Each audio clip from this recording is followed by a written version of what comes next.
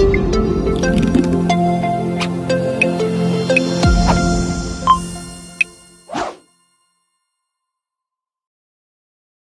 everyone, welcome to our Power BI playlist. In this series, we will walk you through the essential concepts and tools you need to become confident with Power BI.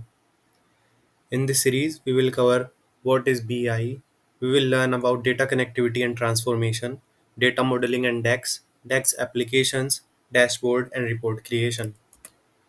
Now we will learn about what is BI. BI stands for Business Intelligence. BI is a combination of techniques and tools used by organizations to analyze present heaps of data purposefully. Earlier, manual processes and spreadsheets were commonly used for data analysis. These methods were slow, prone to errors, and not scalable. However, today, BI tools like Power BI, Tableau, and Zoho Analytics have changed the game. They allow fast, accurate, and interactive data analysis with just a few clicks. The popular BI tools available in the market are Power BI by Microsoft, Tableau by Salesforce, Zoho Analytics by Zoho, and many more. In the next video, we will learn about Introduction to Power BI. Thank you for watching. See you in the next one.